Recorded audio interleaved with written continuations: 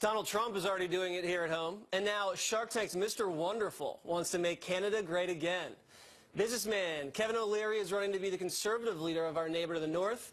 What lessons has he already learned from President Trump? He joins me now. So, Kevin, you and Trump are big billionaires. You guys understand leverage very effectively.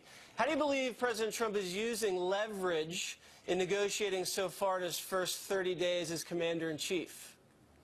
Well, the first thing Trump recognized in the campaign, and I think it's not just unique to the United States, it happened in Britain, it's happening in Canada, in France, in Switzerland, in Colombia.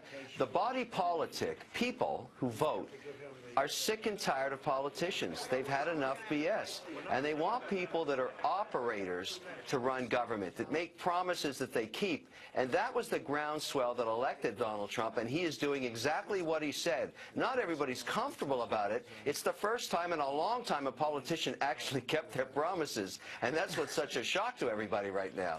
Yes, people are very uncomfortable with politicians keeping promises because it never happens. And one of your colleagues in the Shark Tank, Mark Cuban, very vocal critic of Trump before and after he was elected. He actually said this on the O'Reilly factor. Roll the tape. I don't think he's been able to show any leadership. I don't think he's taken responsibility for the White House, and I don't think he's shown them any direction. And Donald Trump hit back hard on Twitter, as he always does, saying, quote, "I know Mark Cuban well. He backed me big time, but I wasn't interested in taking all of his calls. He's not smart enough to run for president." So what's going on there with your colleague Cuban? A lot of sour grapes, it seems like.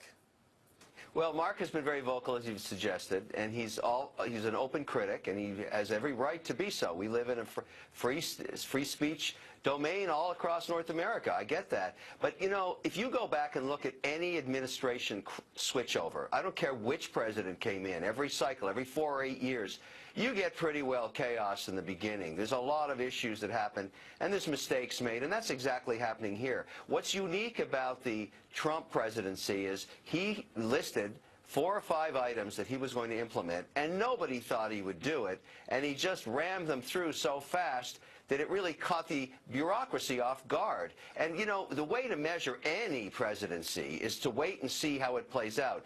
By the measure of an investor, you've been pretty happy with Trump. You're up almost 10% on the S&P, and a huge move in a short period of time. But you said something that I kind of want to touch on here in terms of economic performance. Because let's look at the numbers. President Trump has created well over 200,000 jobs, theoretically, since the election, secured nearly $80 billion in investments in this country from big names like IBM, Walmart, and General Motors.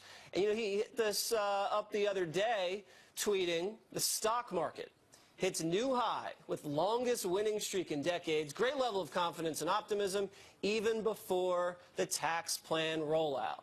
So not only do you have him negotiating a lot of companies reinvesting in jobs and infrastructure here in this country, you have the market on a record tear, and the tax cuts haven't even come down the pipeline yet. What do you expect in terms of the tax cut rollout? Basically, the entire financial services sector, large money center banks, and also all the regionals, have moved almost 25% in a matter of 16 weeks. That's unprecedented. And if we don't deliver on deregulation and reduction of corporate taxes, that could easily evaporate. So that makes me a little nervous. The fortunes of these banks haven't changed. Their cash flows haven't changed. The regulation environment hasn't changed. These are all promises. Trump has done a pretty masterful job in getting people to believe he's going to do it. Now he's got to bring home the bacon. That's the key. Speaking of bacon, Canadian bacon, your guy Trudeau was here earlier this week. And, you know, whenever Trump does the photo op, he likes to shake hands very vigorously. And before we do this, let's take a look at how Trump usually shakes hands with men he's dealing with. I think we have some footage here.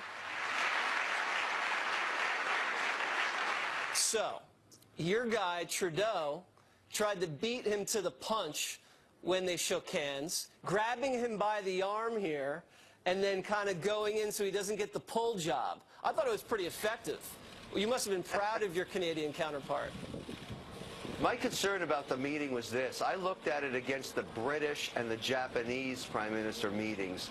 Because to me, that's a sign of respect, really. Let's remember that Canada and the United States have an unprecedented relationship. Why would Trudeau only get 15 minutes of the president's time in private when the British Prime Minister got hours and the Japanese went golfing? That's the thing I'm worried about. That's the kind of signal I didn't like. Well, listen, if you're ever elected Canadian PM, maybe you can go play golf down in Florida with President Trump, okay? It's quality time, quality time. That's right. And thank you very much for joining us, and good luck in the election up north. Appreciate it. Take care. Bye-bye. Up next.